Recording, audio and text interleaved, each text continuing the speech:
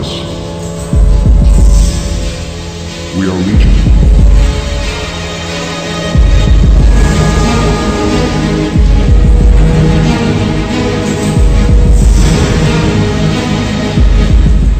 Open your eyes. Wake up. Greetings to the citizens of the United States. America is in trouble. They are trying to silence you. A monstrous and pervasive movement is putting the First Amendment and your free speech, the most basic and fundamental tenets of our nation, at risk and in danger of extinction. And whether you're on the left or the right, free speech is essential to our democracy. This is the reason the country was founded. This is the reason people risked so much for and even died to come here. Yet as you sit there, you are watching a silencing in real time, where people are not allowed to express their opinion if it does not align with the thinking of others.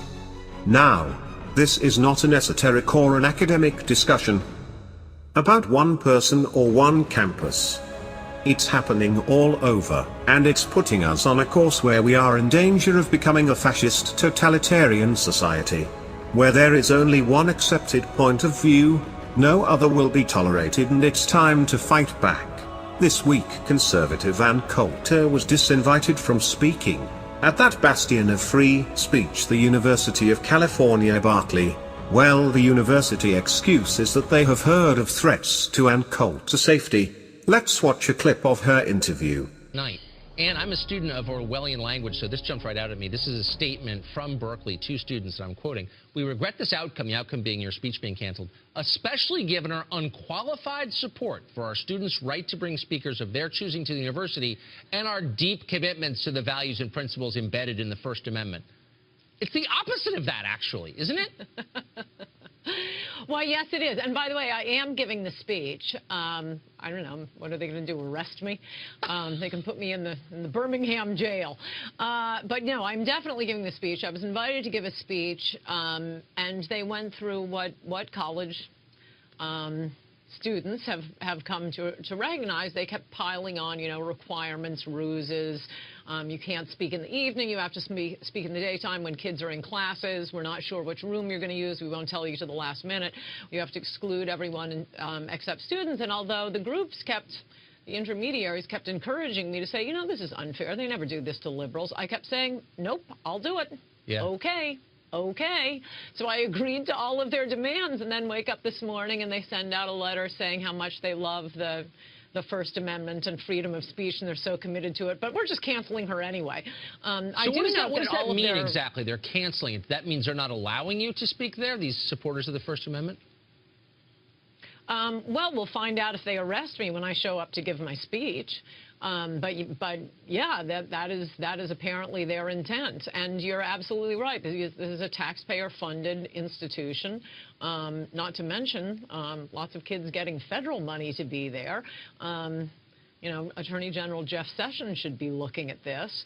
But yeah, this is. I mean, we always knew that the universities were like this, but usually it's things like, you meet kids every college campus you go to, and they'll say, oh, I got an A on every paper until I wrote one writing, defending concealed carry, and then I got an F. So I'm sorry to interrupt you. We're putting on, I just want to explain what we're seeing. Okay, we're putting up one of the posters on campus from a group opposing your appearance, bragging about how they got you kicked off, they got David Horowitz silenced too. Do you think it is threats from groups like this that kept you off campus?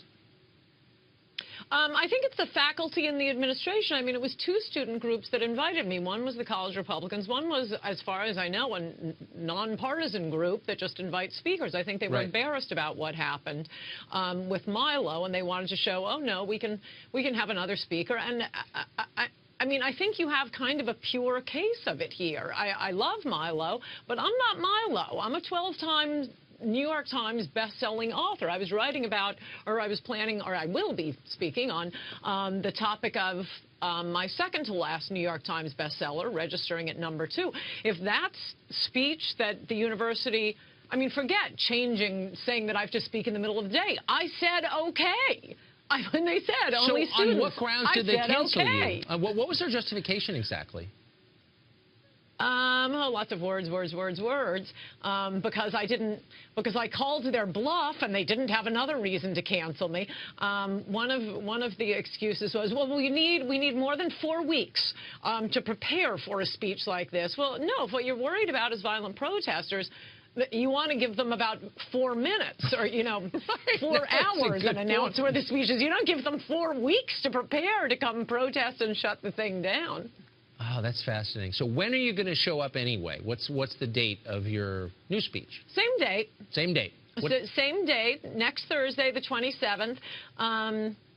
I'm not sure if I'll do it in the daytime as they had requested, or do it when, normal speakers, i.e., corrupt Latin American rulers like Vicente Fox are allowed to speak. But I'm definitely speaking next Thursday at Berkeley. Vicente Fox. Wow. All right, we'll be following it. Hopefully we'll have cameras there. Good luck, Ann Coulter. Let's also not forget about Milo Yiannopoulos, was also invited to speak, was met by mass protesters who smashed windows, set fires, threw rocks for 12 hours, causing $100,000 in damages. The number of people arrested, 1, which tells me a stand down was ordered, was given. No surprise. The mayor of Berkeley, Jesse, arguing, is Antifa short for anti-fascist, meaning he doesn't like conservative speak. No surprise, given that he is a supporter of Black Lives Matter. And Berkeley being a sanctuary city, and the police, their excuse for one arrest, they didn't want to step in with the full-scale riot forces, because it could have led to bloodshed. Really, did you guys go to rookie school? Did anyone tell you how to take someone into custody without going into full riot gear? You can't take a snowflake in a ninja costume, come on. And what's with these college wimps who can't bear to hear a speaker and need a safe space, aka a college playpen, because they're so traumatized by words, instead of having a hissy fit? You ought to go find a bunker to hide in for the next 50 years. Because you aren't going to make it in the real world. Young people face drugs and gangs and wars and landmines and genocides, and you spoiled brats can't listen to words. You're losers. If you don't like what someone else has to say, stay home. However, if you think you have the right to use violence to stop someone else from listening, you're a thug. And a dumb one at that. And if you have so much hate, why not use it in a positive way and defend innocents in the Middle East who are having their heads cut off? And another liberal genius, Howard Dean, tweets hate speech is not protected speech. Howard, don't practice law without a license. I have good news for you, hate speech is protected. I don't like it, but even the United States Supreme Court protects flag burning. I'm sure the punks that Berkeley have done that. And back to you snowflakes. A little recap. Free speech is just that, saying whatever you want. Except for things like yelling fire in a crowded theater. Now you do not have the right to stop someone from speaking. You do though have the right to not listen, and if you left-wing liberal namby-pamby pompous double-talking hypocritical anarchist want to suit yourselves up in Black Ninja Halloween get-up and masks to disguise your identities like common criminals and engage in rioting, arson, trespass, damaging property, assault, and bloody fist fights, to guarantee that no one is allowed to utter their free speech, then it is my pleasure to advise you that you have even more constitutional rights, as in the right to remain silent, the right to an attorney, and the right, yes, to your very own playpen, and even another playpen or a 6x6 cell the taxpayers would be happy to throw you into, but we can't guarantee that the guy next to you is even going to like you. It would be a well-deserved to see these types of gutless and hateful liberal snowflakes meet the real MS-13 gangs. They would be crying and pleading to get away from the real intolerant citizens we have in this country. Liberals, night crawlers, and bottom feeders. It is sad that the schools in California are so bad they can teach the children enough to find some respect for our flag, or our country. Even worse than that, the parenting must be worse. Since day after day in the news we see young people who don't know how to act in public. Cowards like the ones you faced, who can only be brave in groups or when they have weapons in their hands. It is a sad world. We are coming to know. It would not hurt for some of these to read George Orwell's books and discover the world of the future they are working on creating, where only those thought approved by the masses will be allowed. Isn't this what they are doing? What would happen if those thoughts were not the ones they agreed with? Be careful what you wish for. We are anonymous.